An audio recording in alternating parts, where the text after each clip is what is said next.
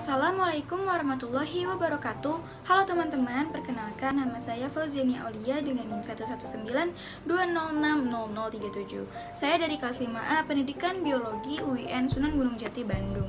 Kali ini saya akan melakukan praktikum fisiologi hewan yang berjudul Refleksi pada Tendon Manusia. Tujuannya yaitu untuk mempelajari reaksi-reaksi pada beberapa bagian tubuh sebagai akibat dari rangsangan. Yang pertama ada pendahuluan. Jaringan saraf terdiri dari 3 komponen yang mempunyai struktur dan fungsi yang berbeda, yaitu sel saraf yang mampu menghantarkan impuls, sel Schwann yang merupakan pembungkus kebanyakan akson dari sistem saraf perifer, dan sel penyokong. Gerak merupakan pola koordinasi yang sangat sederhana untuk menjelaskan penghantar impuls oleh saraf. Gerak pada umumnya terjadi secara sadar, namun ada pula gerak yang terjadi tanpa disadari, yaitu gerak refleks. Impuls pada gerakan sadar melalui jalan yang panjang, yaitu dari reseptor ke saraf sensoris dibawa ke otak untuk selanjutnya diolah oleh otak. Kemudian hasil olahan oleh otak berupa tanggapan, dibawa oleh saraf motorik sebagai perintah yang harus dilaksanakan oleh efektor. Gerak refleks ialah gerakan pintas ke sumsum tulang belakang. Ciri refleks adalah reseptor yang terjadi berlangsung dengan cepat dan tidak disadari. Sedangkan lengkung refleks adalah lintasan terpendek gerak refleks. Gerak refleks berjalan sangat cepat dan tanggapan terjadi secara otomatis terhadap rangsangan tanpa memerlukan kontrol dari otak. Contoh gerak refleks misalnya berkedip, bersin, atau batuk. Selanjutnya yaitu alat dan bahan yang digunakan pada praktikum kali ini. Yang pertama ada senter, palu, tutup pena, dan kursi. Kemudian untuk bahannya ada mata, lutut, mulut, telapak kaki, dan telapak tangan. Praktikan sendiri. Selanjutnya langkah kerja. Yang pertama, refleksi pada pupil. Tutuplah mata selama 1-2 menit, kemudian buka dengan cepat dan perhatikan bentuk pupil. Selanjutnya yang kedua, refleks pupil dengan tiba-tiba. Arahkan senter kepada mata dan perhatikan respon pupil, kornea, dan kelopak mata ketika mata disinari oleh cahaya senter. Selanjutnya yang ketiga, refleks akomodasi pandang. Hadapkan mata pada benda, kemudian dekatkan dan jauhkan. Setelah itu perhatikan pupil. Yang keempat yaitu refleks menelan. Telan air ludah, kemudian minum air dan ulangi menelan, dan rasakan apa perbedaannya. Kemudian yang kelima, refleks telapak tangan. Jatuhkan benda pada telapak tangan, kemudian perhatikan refleks telapak tangan terhadap benda tersebut. Selanjutnya yang keenam, refleks patella. Duduki kursi dengan kaki menggantung, kemudian minta bantuan teman untuk memukul patella dan lihat respon apa yang terjadi. Selanjutnya yang ketujuh, refleks telapak kaki. Gelitiki telapak kaki dan perhatikan refleks pada jari-jari kaki. Selanjutnya yang terakhir, refleks bersin. Mengamati aksi yang terjadi waktu bersin dan yang diamati yaitu kelopak mata, bahu, leher, dan juga kepala. Hasil pengamatan. Yang pertama yaitu jenis refleksnya refleks pada pupil. Responnya yaitu setelah ditutup selama 2 menit, pupil membesar ketika membuka mata dengan cepat. Yang kedua yaitu refleks pupil dengan tiba-tiba. Responnya yaitu pupil mengecil ketika disinari cahaya senter. Lalu yang ketiga, refleks akomodasi pandang.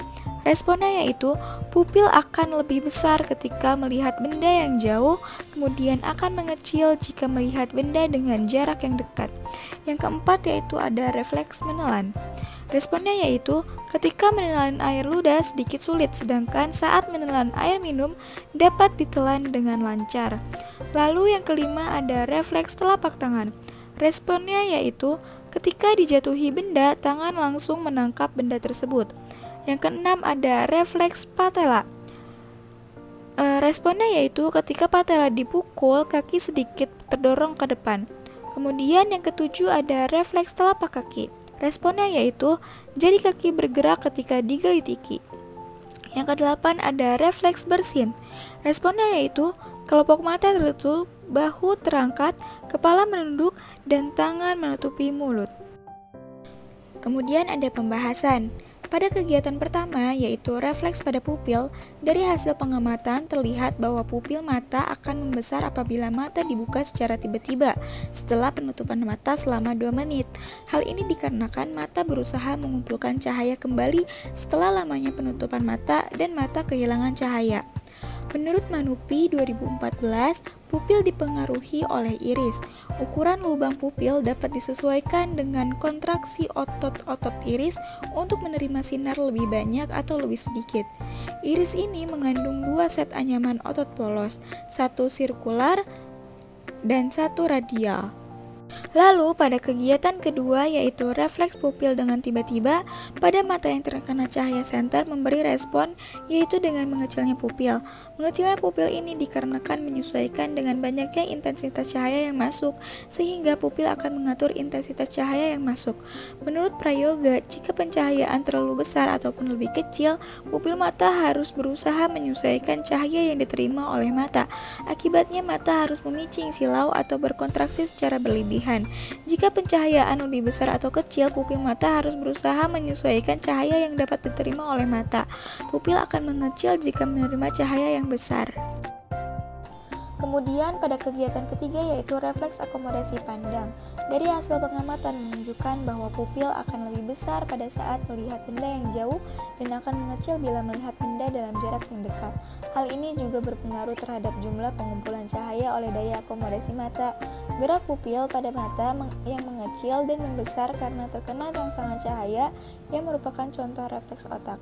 Menurut Sutomo, daya akomodasi pandang terjadi karena lensa mata memiliki daya akomodasi, yaitu saat melihat benda dekat, otot mengatur bentuk lensa akan mengerut dan kecemburuan lensa akan bertambah. Dan saat melihat benda yang jauh, otot mengatur bentuk lensa akan mengendur dan kecemburuan lensa akan berkurang. Selanjutnya pada kegiatan keempat yaitu refleks menelan, didapatkan hasil yaitu ketika menelan air liur lebih sulit dibandingkan pada saat menelan air minum. Hal ini terjadi karena disebabkan oleh kekentalan air liur yang menyebabkan proses penelanan terlambat. Tekstur air liur lebih kental daripada cairan biasa karena mengandung berbagai komponen berbeda dengan konsentrasi tinggi. Kemudian pada kegiatan kelima yaitu mengenai refleks telapak tangan. Pada kegiatan ini kita harus meminta bantuan seorang teman untuk melemparkan benda.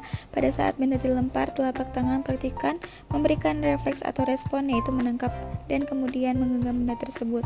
Refleks ini disebut refleks monosinaps karena adanya gerak dari satu organ secara tiba-tiba. Selanjutnya pada kegiatan keenam yaitu refleks patella. Kegiatan ini dilakukan dengan posisi kaki menggantung, lalu meminta tolong kepada seorang teman untuk memukul bagian patella. Hasilnya yaitu lutut yang dipukul menjadi agak terdorong ke depan yang merupakan refleks stretch. Kemudian pada kegiatan ketujuh yaitu mengenai refleks telapak kaki. Ketika telapak kaki digelitiki maka jari-jari kaki akan bergerak. Menurut Trisna Santi, pada individu normal stimulus pada telapak kaki diikuti respon berupa fleksi jari kaki. Responnya selalu cepat. Jari-jari kecil lebih fleksi dibandingkan ibu jari dan reaksinya lebih jelas pada stimulasi aspek posterior dan lateral dari telapak kaki. Selanjutnya yang terakhir pada kegiatan ke-8 yaitu mengenai refleks bersin. Pada saat kita bersin tanpa disadari kita menutup mata, kepala menunduk, bahu terangkat dan tangan menutupi mulut. Gerak refleks ini disebut dengan gerak refleks polisinaps karena neuron harus melompat lebih dari satu kali.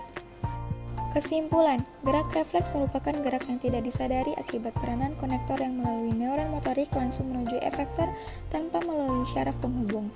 Gerak pada umumnya terjadi secara sadar, namun ada pula gerak yang terjadi tanpa disadari yaitu gerak refleks. Impuls pada gerak sadar melalui jalan panjang. Gerak refleks berjalan sangat cepat dan tanggapan terjadi secara otomatis terhadap rangsangan tanpa memerlukan kontrol dari otak. Cukup sekian dari saya, mohon maaf bila ada kesalahan. Wassalamualaikum warahmatullahi wabarakatuh.